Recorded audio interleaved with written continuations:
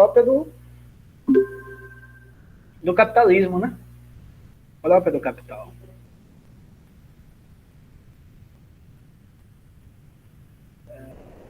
Peraí. Que é o quê? Necessidade de expansão.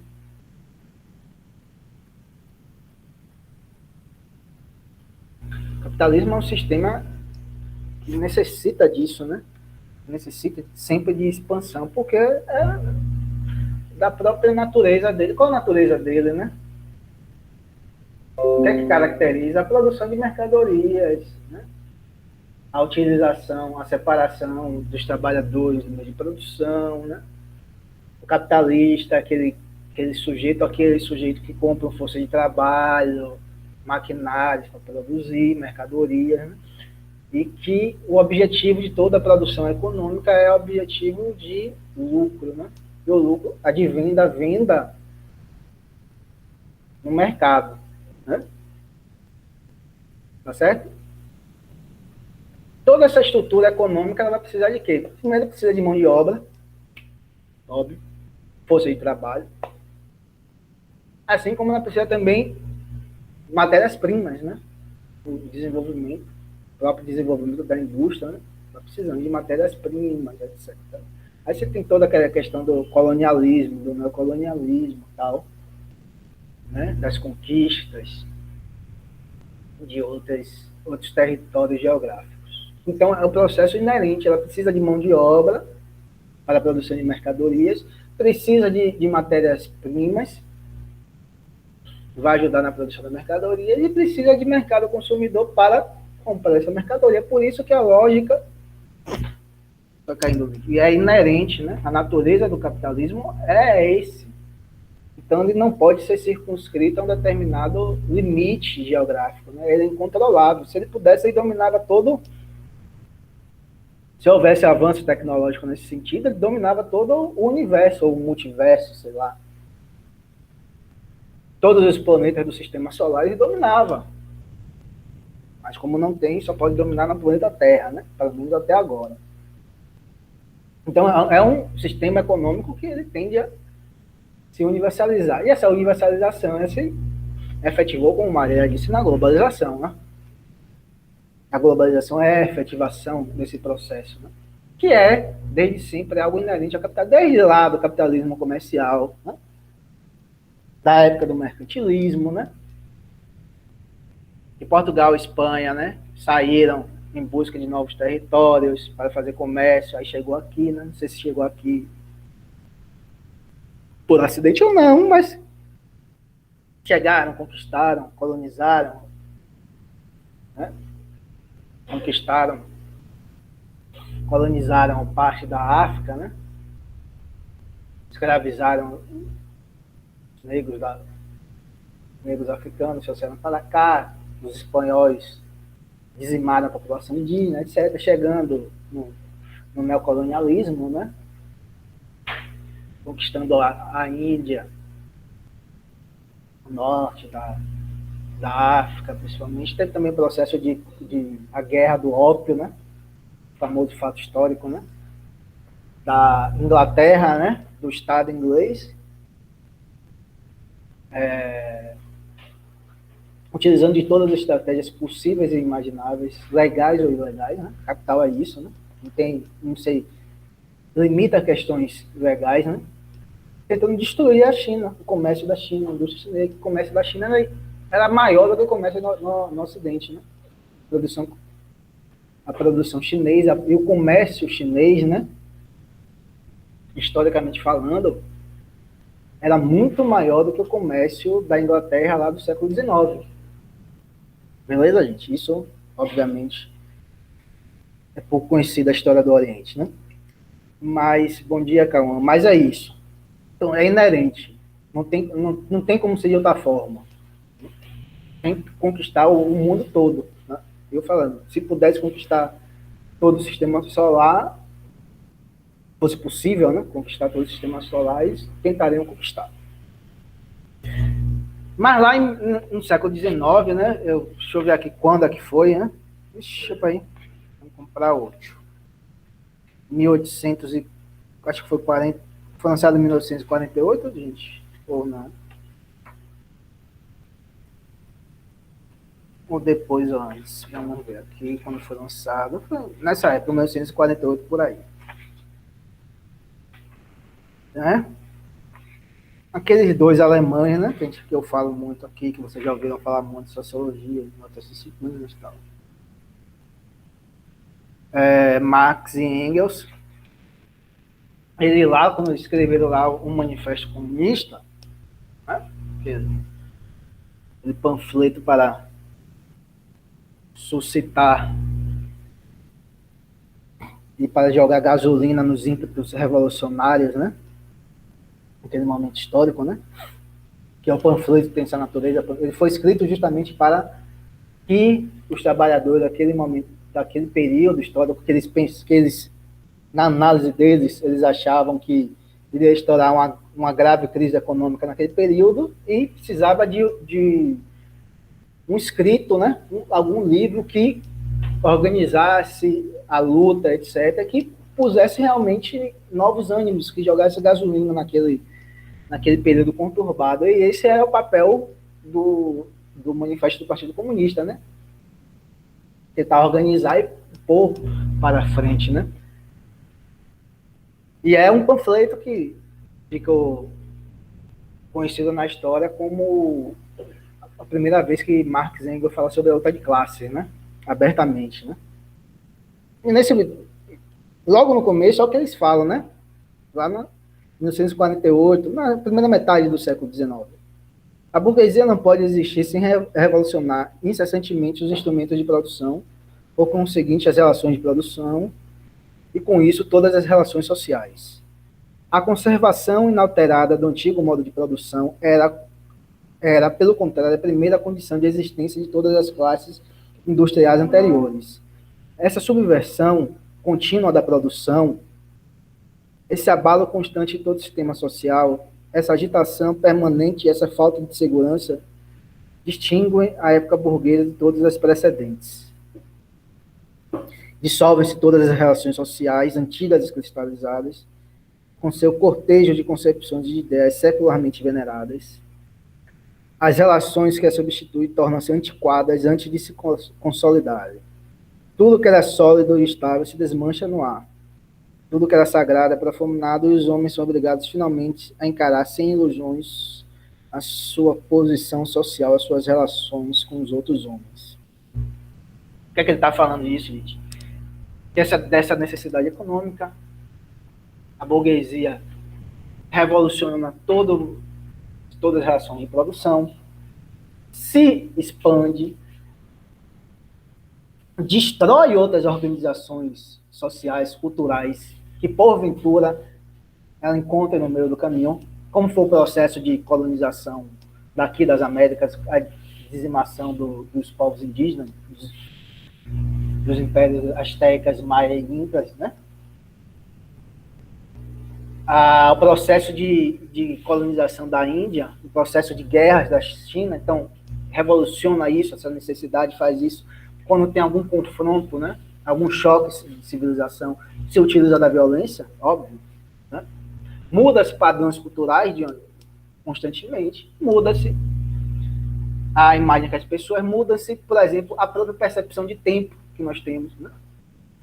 Obviamente o tempo, como era vivenciado na Idade Média, não é o tempo que nós vivenciamos aqui no século XXI, né? 2021. Nós vivenciamos o tempo muito rápido, né?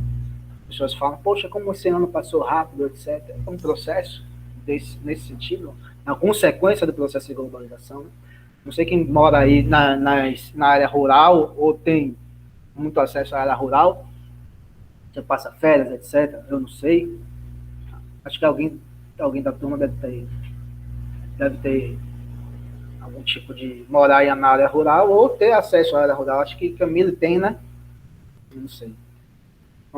Se vocês passassem algumas férias, algum período mais longo, você vai ver que o processo de vivência do próprio tempo, né, é diferente de quando você está... Tem não?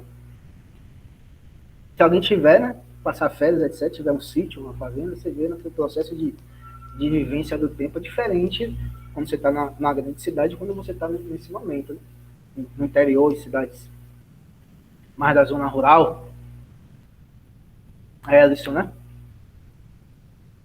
Então, esse processo de globalização, né? Cauã foi embora, deve ter caído, né? Esse processo de globalização, que, pelo seu desenvolvimento tecnológico, ele muda tudo, muda a nossa percepção do tempo, né? As nossas mudanças, né? A moda muda constantemente, né? O que era moda agora não é mais moda. Não, o que é moderno agora não é mais moderno daqui a no final do ano, né? Porque a moda daqui a no começo do ano já não é moda no final do ano. Toda essa mudança, toda essa aceleração, essa proximidade geográfica. Quem foi que falou dessa? Foi Camila, não foi? De uma contradição. E a contradição é inerente ao próprio modo de produção capitalista e a globalização vai exacerbar, né? Um fato importantíssimo, interessantíssimo, que é a proximidade geográfica dentro da permanência dessa distância, né? O que é isso? Como é que pode ser? Como é que nós podemos estar mais próximos dos outros, mesmo estando distantes? A internet, né? A internet deu exemplo, né? Vou dar um exemplo de novo agora. Se nós pudéssemos, se eu tivesse algum conhecido, né? Eu não tenho nenhum conhecido, né? Se tivesse algum conhecido chinês, ou indiano, etc. Tem tudo isso, é muito diferente. É muito diferente. Se bem que todos esses espaços, eles são influenciados em maior e menor grau desse processo de globalização. Não há mais aquele espaço que não tem influência, né? Que o celular, apesar de nem todas as pessoas terem celulares, né? Mas o celular, a televisão faz com que mude, né? Esse processo de percepção do tempo, da distância e tal. Né? Agora, voltando à proximidade geográfica na permanência da distância, né? A gente poderia estar lá, aqui, conhecendo um pouco da, sei lá, convidar um professor chinês, etc., para falar um pouco da cultura chinesa, da civilização chinesa, etc., etc. É uma proximidade que nós teríamos, né? Mesmo ele estando a milhares de quilômetros de distância. Nós todos, né, que temos acesso, aí vai outra questão posta por Camilo, que nós temos acesso à internet, nós podemos conhecer, por exemplo, o Museu do Louvre sem estar na França. Virtualmente, óbvio, virtualmente, não é a mesma coisa. Mas eu não sei nem se é melhor ou pior, né? Porque dizem que lá, você sabe que lá tem a Mona Lisa, né? E a galera diz que é um inferno para você ver a Mona Lisa, né? Tem um monte de gente, né? Que você tem que ter um afastamento grande do quadro, né? Porque você tem, lógico, que o quadro famosíssimo, tem um monte de gente lá tirando foto e querendo ver, né? Às vezes é melhor você ver, às vezes é melhor virtualmente do que você lá ter essa experiência, né? Outro fato.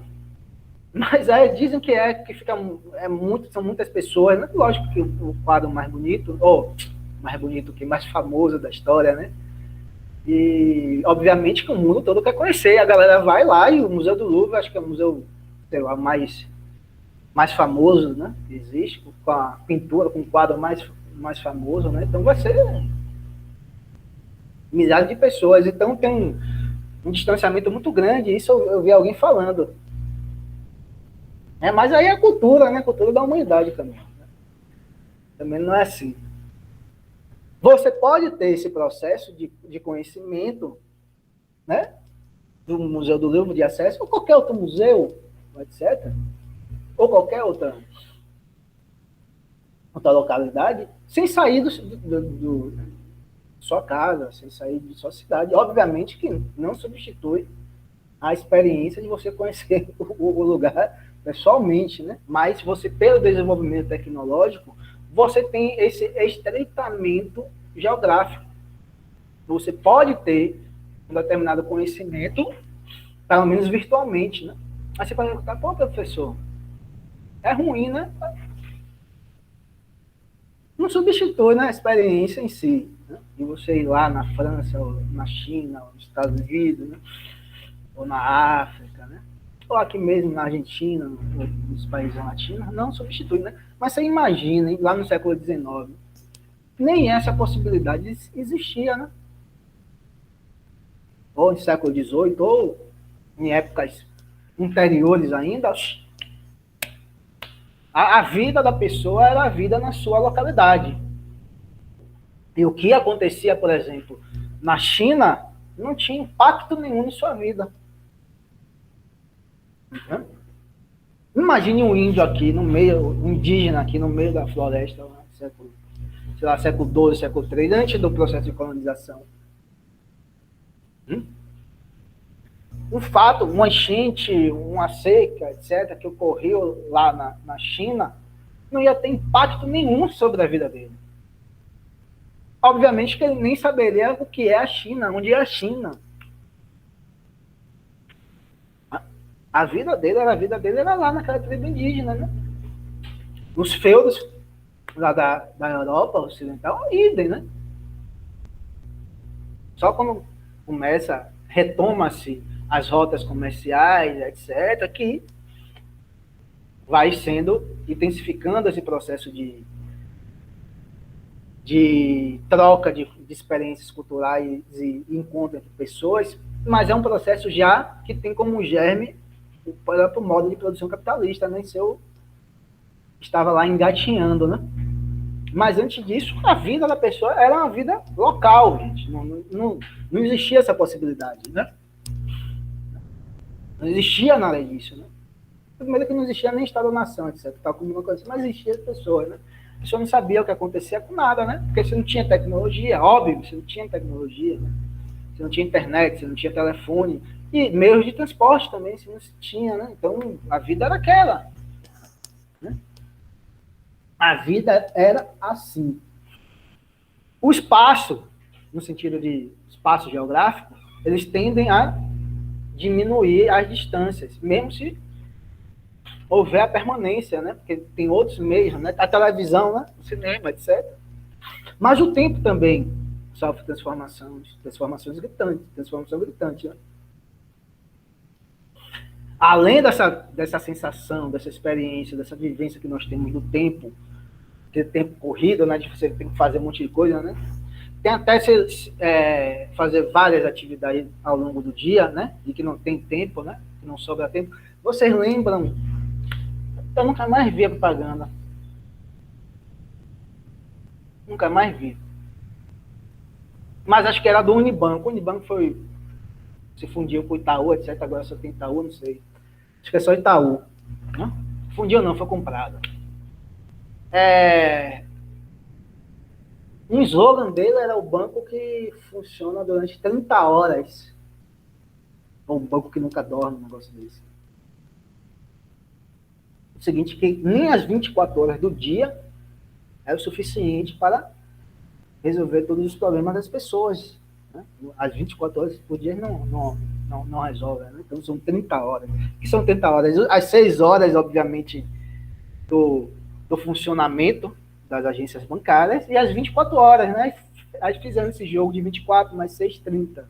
Né? Tem um banco que nunca dorme, etc, etc. Porque o tempo é assim, o tempo não para nesse período histórico de globalização, ele não para, ele é rápido, né? Como eu tô falando, vocês veem muitas pessoas falando essa vivência, essa experiência de chegar e falar, poxa, esse ano hoje passou mais rápido, né? Aí no outro ano, o tempo está passando mais rápido ainda. Não, mas é o mesmo, né? O tempo que a Terra demora para fazer a volta ao redor do Sol é o mesmo tempo do que lá, sei lá, 4 mil, 5 mil anos. Então, o que é que mudou? Né? Mudaram as relações sociais. Né? Então, vocês estudam, alguns estudam, trabalham, outros estudam, trabalham, têm estágio, outros estudam, trabalham, têm estágio, e estão fazendo TCC. Então, o tempo vai passar correndo para essa pessoa. Né? As relações sociais que mudaram, né?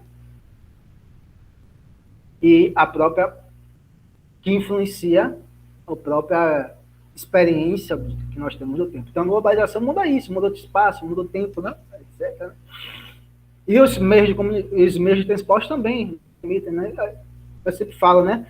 Se eu tivesse dinheiro, coisa que não ocorre, né? Mas se Camila e Ellison que mora no latifúndio aí, quiserem depositar o dinheiro para viajar, pode ficar tranquilo, que depois eu passo os dados bancários, né? Mas se eu tivesse dinheiro, né? Ouvir o Camila, gente, pode ajudar o professor. Viu, Ellison? Você que mora aí no latifúndio e tal, com plantação, aquele latifúndio de cana-de-açúcar. Camila bota a foto de um espaço gigantesco, que é o latifúndio da família dela, né? Gessé também. Patriciane, eu sei que tem. Né? Aí, voltando à questão, né? Se eu tivesse dinheiro, eu terminava essa aula aqui, né? As aulas, né? Pegava o avião e ia. Aliás, hoje não, né? Hoje é quarta, né? Mas quinta. Quinta ou sexta? Sexta é melhor, né? Aí terminou os afazeres da semana, pegava o avião e ia passar o final de semana lá em Fernando, ou em Búzios, sei lá, lá em Gramado, né? Em outras cidades, ou mesmo dar uma passagem na Europa, mas a Europa ia gastar muito para pouco tempo, né? Não porque Fernandinho da Noronha é mais perto, né? Aí, essa coisa, né? Uma distância maior. Né? Caro né? Caríssimo. Então, você tem essa possibilidade, todos vocês, né? Não só para ser um espaço, uma distância maior. Eu só exemplo para ser uma distância maior. Todos nós temos essa possibilidade, né? Você terminou aqui no meio dia, se vocês tivessem, né? Um helicópterozinho, né? Um jatinho, vocês estavam na Riviera Francesa esse final de semana. Poderiam estar na Riviera Francesa. Na Europa medieval ocorria, não havia nem possibilidade, né, gente? Pelo amor de Deus, né? A gente não havia nem possibilidade disso, né? Se não havia possibilidade material, nem como pensamento, né? Só vai surgir lá, acho que Da Vinci, não sei se é Da Vinci ou um grande artista do Renascimento, que ele desenha um protótipo do que seria o helicóptero, né? Mas anteriormente isso não tinha nem condições materiais, não tinha nem pensamento sobre isso direito. Então, olha como as distâncias geográficas tornam-se menores e o tempo também torna-se diferente, ou pelo menos a experiência do tempo torna-se, né? E estamos às 9 horas e 40 minutos, né? Se você tiver, e provavelmente deve ter algum investidor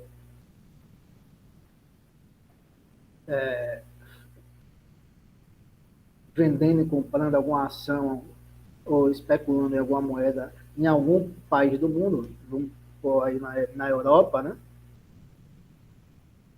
Em que o fuso horário seja de madrugada, alguém deve estar fazendo isso, né? E capital é isso, capital é essa loucura. Por exemplo, se for umas 5 horas, 4 horas da manhã, alguém deve estar fazendo lá, acordando cedo, etc., para especular, etc. Por que fazendo isso? Porque a internet possibilita, né? Que seja madrugada em um determinado local, estamos às 9h41 agora, mas que, dado esse desenvolvimento tecnológico, possibilite a ele, mesmo estando de madrugada, ele possa, por exemplo, estar vendendo algum tipo de ação, especulando com moeda, etc., em outro país que já é tarde, que já é amanhã, que já tem a bolsa de valores aberta. Então, o tempo ele se torna bastante relativo, né? Não no sentido da teoria da relatividade, no sentido que a globalização muda, né? Que você pode estar de manhã em um lugar, pode estar vendendo alguma coisa, né? Ou pode estar assistindo alguma coisa, ou pode estar conversando com algum conhecido, né? A gente pode estar conversando, vocês podem estar conversando com alguns conhecidos, né? Mesmo em algum país, se for de madrugada agora, você pode perfeitamente, né? Em outros momentos históricos é possível. Em outros momentos do desenvolvimento do capitalismo, foi possível? Não. Ele só vai ser possível dentro, por exemplo, vamos dizer assim, já na segunda metade em diante do século passado, do século XX. Aí Gessé já estava aqui, ó. Os caras lá dormindo, Gessé falando sobre a Moamba que ele comprou lá no AliExpress, que ainda não chegou, né? Por falar nisso, tô com uma também parada, né? No correio aqui. Então é isso, né? Então, a globalização é isso. A gente volta, nós voltamos ainda para as considerações, né? As boas considerações de Camille. Qual a boa consideração de Camille? Contraditoriedade. Né?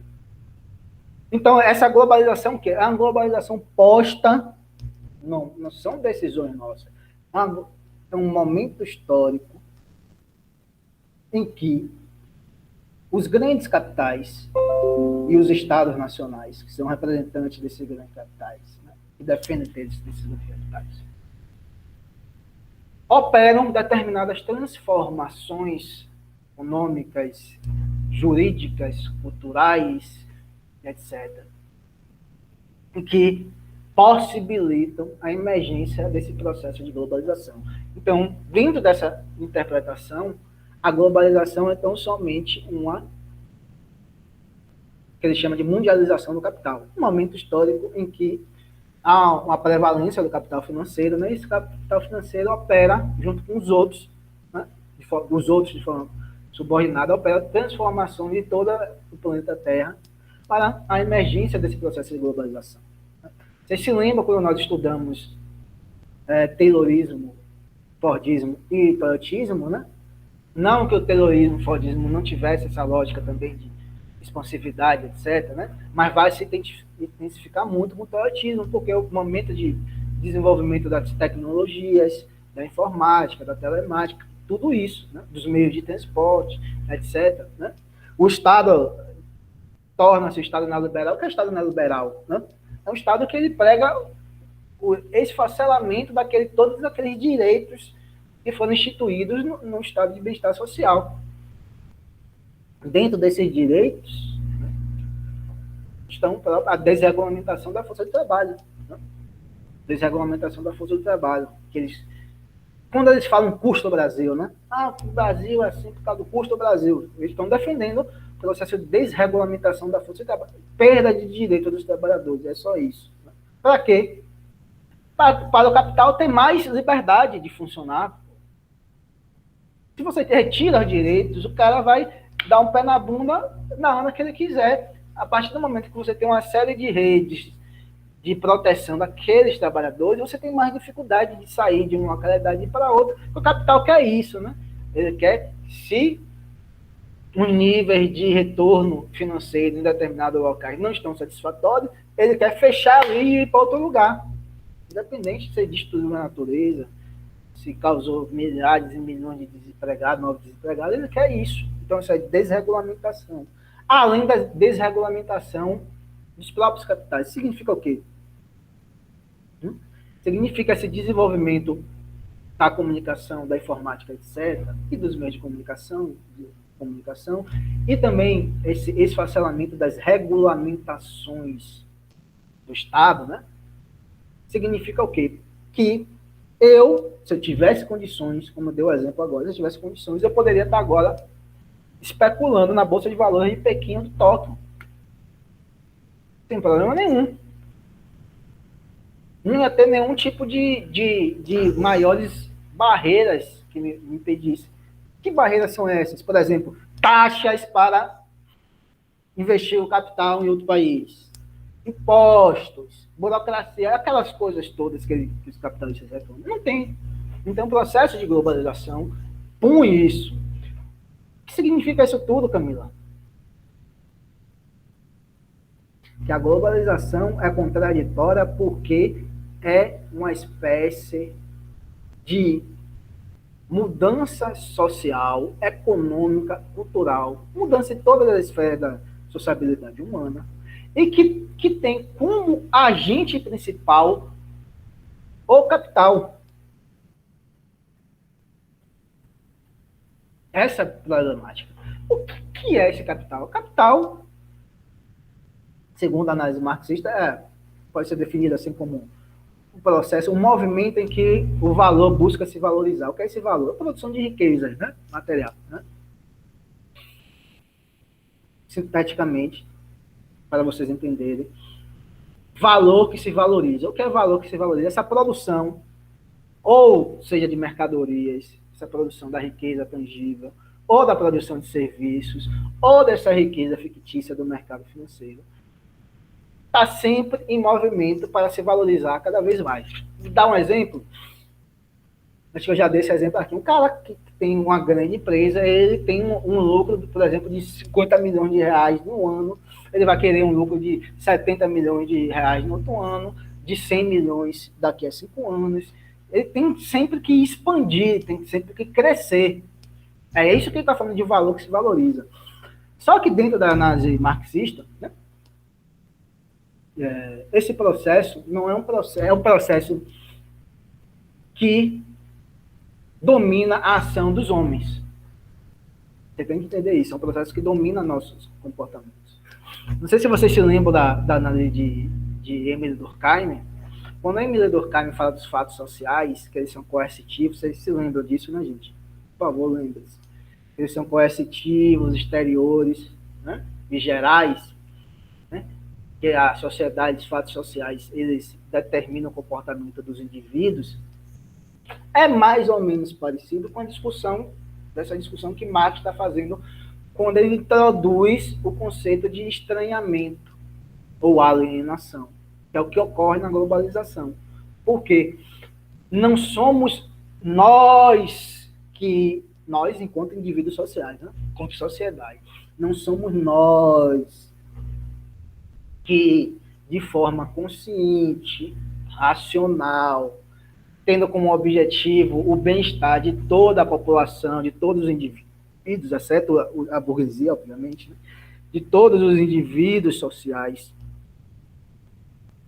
que construímos um determinado tipo de sociabilidade, de relações sociais, em que houvesse essa possibilidade de interações sociais, houvesse essa possibilidade de um intercâmbio social maior, de um estreitamento do distanciamento geográfico, temporal e etc., que é o objetivo do comunismo, né? Se você, quem não sabe, esse é o objetivo, um dos objetivos principais do comunismo, né? A instituição de uma só comunidade humana, né? Para além das diferenças particulares dos indivíduos e dos grupos sociais, esse é o objetivo do comunismo. A globalização não opera nesse sentido. A globalização opera em qual sentido? Né? Todas essas transformações no mundo que ocorre, ela tem como único objetivo. Qual é o único objetivo? Lucro. É isso. Ela tem como único objetivo o lucro. Obviamente, né? E volta ao que o Camille falou. O Camille falou duas coisas importantíssimas, né? Vou falar, não que as outras, que vocês, os outros alunos não falaram, mas ela falou importantíssimo. Essa questão da contradição, que vai se operar agora, quando ela falou, sim, mas tem intérpretes que falam disso. É verdade, Camille. Esse processo de globalização, todas essas transformações, que é, do ponto de vista, pelo menos, abstrato, seria algo bastante interessante, bastante positivo, no sentido que Ellison falou do progresso, né? Um outro entendimento de progresso, mas eu falei nessa aula várias vezes, se eu tivesse dinheiro, eu poderia terminar a semana de trabalho para... Né? Falei, se vocês tivessem dinheiro, vocês terminariam essa semana de aulas e iam passar o fim de semana na Riviera Francesa ou em qualquer lugar que vocês desejassem. Significa o quê? Esse processo da possibilidade de você conhecer novos lugares, pelo menos virtualmente, e pessoalmente também, né? De você pegar um avião, ter acesso a outra localidade, de você ter acesso a informações que você não teria acesso, ou que nossos antepassados não tiveram acesso, né? Por causa desse processo do desenvolvimento tecnológico, etc. Nós podemos ter acesso a produções científicas, da arte, tudo mais, por exemplo, acesso a livros, né, teoricamente, né? que é equivalente a uma biblioteca gigantesca. A internet possibilita isso. Você ter acesso a isso tudo, você ter acesso a todo o conhecimento já produzido por toda a humanidade. É só você ligar o computador e ter acesso. Tem internet que você vai ter acesso. Mas é assim? Não. É assim, não. Porque a globalização é a globalização que tem como agente sujeito o próprio capital, a própria necessidade de lucro. Então, se você não tiver internet, a produção é para ser comprada. Comprada pressupõe que você, o agente ou o indivíduo, tenha dinheiro. Se você está desempregado, você não vai ter dificuldade de ter internet. Você vai ter dificuldade de ter computador. Você vai ter dificuldade de ter celular. Você vai ter dificuldade de ter casa. Você vai ter dificuldade de se manter vivo. Então você não vai ter acesso a nenhum desses benefícios que a globalização põe objetivamente. Essa é a contradição. Por que essa contradição? No texto que eu disponibilizei para vocês, ele fala em que a globalização põe... Só um momento, rapidinho. Só um momento aqui, gente.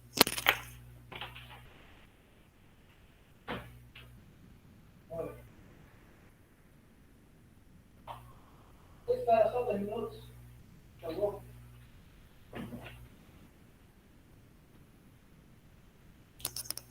Que chegou a encomenda, mas não foi a que eu estava esperando, não, viu, gente? Aí é isso, põe como apenas como virtualidade a possibilidade de se ter todo esse tipo de conhecimento, todo esse tipo de avanço, de progresso, como o Alisson falou, da humanidade, mas que as pessoas, grande parte da população mundial, não tem acesso a isso porque não tem condições financeiras. Então, não é a globalização é positiva, mas é negativa. Por que positiva? Porque põe, objetivamente, condições de produção de uma nova forma de sociabilidade superior, mas, ao mesmo tempo, limita esse acesso. Por que limita esse acesso? Porque as pessoas não têm condições. Você não tem condições de passar o final de semana na Riviera Francesa. Você não tem condições de conhecer o Louvre pessoalmente. Por quê? Porque não tem dinheiro, gente. Aí você vai dizer, mas eles não podem? Pode. Só entrar no site da Air France e comprar a passagem. Entrar no Airbnb ou no Booking.com e reservar um hotel na França, em Paris. Alguém pede?